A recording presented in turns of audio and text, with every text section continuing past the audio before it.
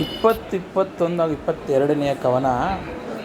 ಧರಣೀಪತಿ ಕೇಳು ಅಗ್ನಿ ಈತನು, ಹರಿ ಧನಂಜಯರಿಗೆ ರಥಂಗಳ 100 ಶರಾವಳಿ ದಿವ್ಯವನು, ಕೌಮೋದಕಿ ಗದೆಯ ವರುತನು ತನು ಉತ್ರ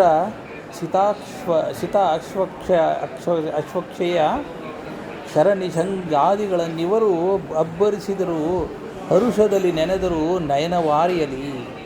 ಅಂದರೆ ಅಗ್ನಿಯು ಅರ್ಜುನನಿಗೆ ದಿವ್ಯ ರಥ, ಅಕ್ಷಯ, ಬತ್ತಳಿಕೆ, ಕವಚ, ಗಾಂಡೀವ, ಧನುಸ್ಸನ್ನು, ರಥಕ್ಕೆ ಕಟ್ಟುವ ಬಿಳಿಯ ಕುದುರೆ ಇವುಗಳನ್ನು ಕೊಟ್ಟನು. ಶ್ರೀಕೃಷ್ಣನಿಗೆ ಕೌಮೋದಕಿ ಗದೆ, ಸುದರ್ಶನ ಚಕ್ರಗಳನ್ನು ಕೊಟ್ಟನು.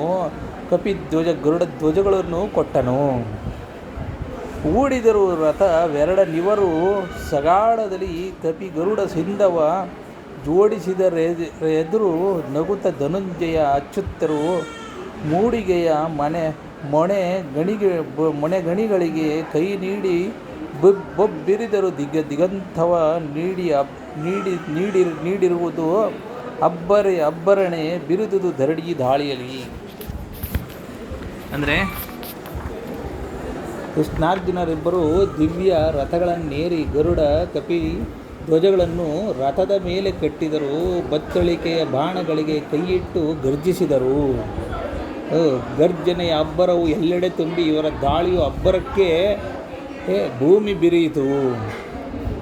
ಅಂದರೆ ಬೊಬ್ಬಿರಿದು ಹರಿ ಪಾಂಚಜನ್ಯವ ನುಬ್ಬಿ ಧ್ವನಿ ಮಾಡಿದನು. ಪಾರ್ಥನ ತೆಬ್ಬಿನ ಇಬ್ಬರು ತೀವೀಕಿ ಬ್ರಹ್ಮಾಂಡ ಮಂಡಳವ ಅಬ್ಬರಿಸಿದುದು. ಗಗನವನು ಶರ ತುಬ್ಬರದ ಬಲುಗಿಡೆಯ ಗಡಣವು ಹಬ್ಬಿ ಹರಿದವು. ದೆಸೆಗೆ ನರನಾಥ ಕೇಳೆಂದ. ಅಂದರೆ ಶ್ರೀಕೃಷ್ಣ ಪಾಂಚಜನ್ಯದಲ್ಲಿ ಉಚ್ಚ ಘೋಷವನ್ನು ಮಾಡಿದನು. ಅರ್ಜುನನ ಗಾಂಡೀವದ ಎದೆಯ ಸದ್ದು ಬ್ರಹ್ಮಾಂಡವನ್ನೇ ತುಂಬಿತು. ಬಾಣಗಳ ಕಿಡಿಗಳು ದಿಕ್ಕುಗಳನ್ನಾಗಿ ಆವರಿಸಿದವು. ಧನ್ಯವಾದಗಳು.